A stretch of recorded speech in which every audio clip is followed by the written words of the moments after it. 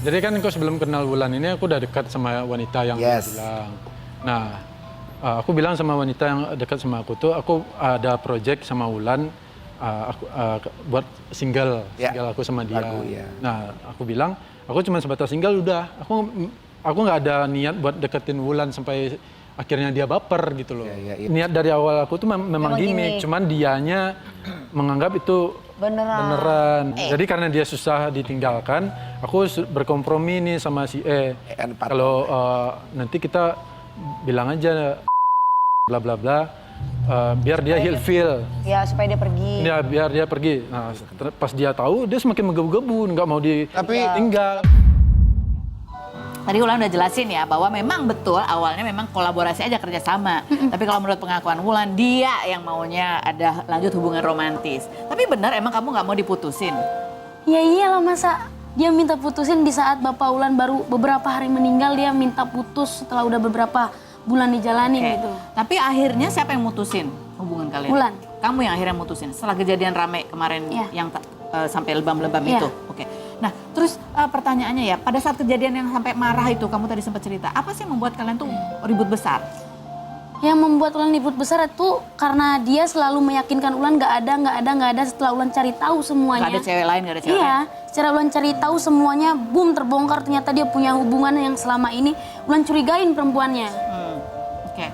Terus apa sih sebenarnya yang membuat kamu kesal juga? Apa yang sudah kamu lakukan buat dia dan hubungan kalian ini?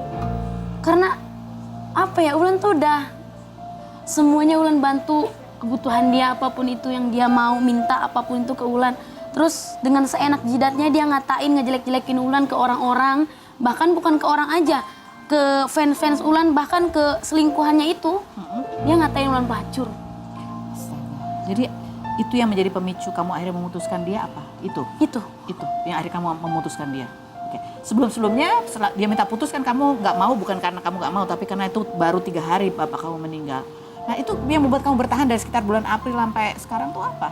Ya karena dia, apa ya, dia udah membuat Wulan tergantungan sama dia. Kan dari awal udah bilang, kalau emang nggak serius nih kita, mending nggak usah. Karena Wulan tuh tipikal orang yang seperti, ya butuh sosok laki-laki.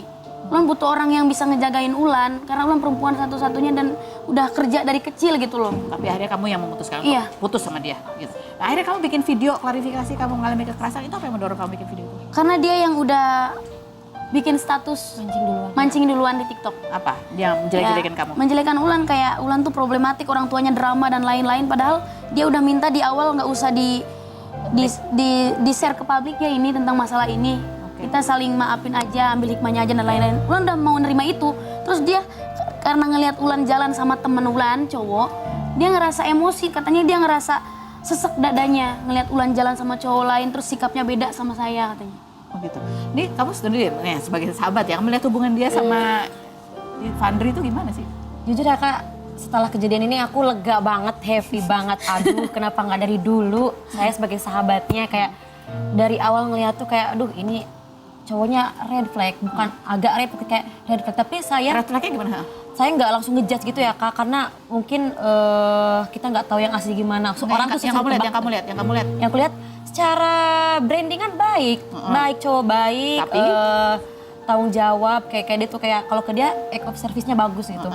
Makanya dia kayak mungkin sayang sama dia tuh karena ada itu. Act of service itu misalnya ngapain? Kayak dia tuh apa ya Kak? Kursi, pintu dibukain. Layaknya cowok yang gentle gitu, ngerti Kak? Tapi ternyata mungkin di balik itu ada kekurangannya ya. Tapi kamu pernah lihat bahwa kata-katanya setiap kayak aku main sama dia, kayak ada kata-kata yang tidak pantas untuk diucapkan sebagai pasangan gitu. Karena aku lihatnya mereka udah jadi nih gitu, nggak lihat gimmikan atau gimana, toh mereka juga udah posting-posting di sosmed masing-masing. Oh itu ada foto-fotonya ya? Nah itu kalau dibilang gimmick, ini ada kayaknya fotonya. Kayaknya enggak deh kalau cuma gimmick-gimmick gitu. Yang mana mereka sering liburan bareng, main bareng gitu. Kayak wanita mana sih yang nggak baper Kak? Digituin, ditreat kayak gitu. Tapi ya yang kamu ngancam soal kamu menyakiti diri apa segala macam itu ya yang terjadi ini karena kamu nggak mau diputusin atau karena kamu marah atau karena apa? Karena marah, sebenarnya awal masalahnya marah. Kayak kata dia nggak ngelakuin itu lagi, tapi ngelakuin. Terus dia ngancem Wulan awalnya. Ngancem apa? Aku pergi dari kamu gini-gini. Dia tuh nggak bisa nenangin Wulan di saat Wulan emosi. Jadi Wulan pun bingung nih gimana. Padahal Ulan ya udah aku bunuh diri aja ya gini. Tapi nggak Ulan lakuin. Cuma sekedar ngancem, mau ngeliat reaksi dia tuh ada nggak sih kekhawatirannya buat Ulan gitu loh. Oh, berarti Ulan ngancem begitu malah dia tonjok tangan Ulan. Oke. Jadi memang tadinya awalnya kamu masih belum bisa nerima Iya. bahwa dia ada perempuan lain gitu ya. Terus kamu mengancam karena dia mengancam mau pergi gitu. Iya. Tapi akhirnya kamu putusin juga. Putusin karena dia dari awal tuh beberapa bulan, ada 4 bulan 5 bulan tuh nggak pernah ngaku kalau dia sama perempuan lain. Dia ngakunya katanya dari awal udah ada cewek lain. Oke. Tapi kan kamu bilang kata aku tadinya nggak bisa kalau nggak ada sosok cowok. Apa yang membuat kamu akhirnya mantap gitu? Disadarin. Karena bapak nitipin ke dia, nitipin jagain anak bapak. Karena sebenarnya udah mau ke jenjang serius pada saat itu. Karena bapak udah sakit keras, bapak stroke selama 5 tahun. Minta permintaan terakhirnya pengen lihat anak perempuan satu-satunya tuh menikah gitu. Udah ngomongin tentang masalah itu, Allah berkehendak lain, bapak akhirnya meninggal. Dan semua pembahasan pernikahan itu tidak ada, terus muncullah perilaku-perilaku dia yang kekerasan sama Ulan. Jadi kamu bertahan itu karena kamu mengingat bahwa ini adalah harapan almarhum ayah kamu. Ya. Gitu. Nanti kita ngobrol lagi, kita ke Tasya Kamila yang kemarin baru merayakan ulang tahun ya, dan anniversary juga. Oke, kita lihat dulu profilnya berikut ini. Kita bikin romantis. Tasya Kamila, artis kelahiran 1992 yang mengawali karir sejak TK dan mempopulerkan beberapa lagu anak seperti Libur Telah Tiba dan Anak Gembala ini menikah dengan Randy Bahtiar pada 2018 dan dikaruniai 2 anak setelah 6 tahun berpacaran. Perempuan yang berulang tahun ke-33 pada 22 November kemarin mendapat kejutan ulang tahun dari sang suami di lapangan pedal dengan mengadakan acara Tasya Pedal Turnamen 2025 dan membagikan hadiah jutaan rupiah. Acara yang tidak dihadiri anak bungsunya Syafanina karena tengah tidur siang ini sempat membuat Tasya kesal karena anak sulungnya Arasya rewel dan suaminya lambat. Lulusan Columbia University ini 5 Agustus lalu memposting foto surat cinta dari sang suami saat hari pertama menjalin hubungan di momen anniversary pernikahan ke-7 tahun dan 12 tahun bersama.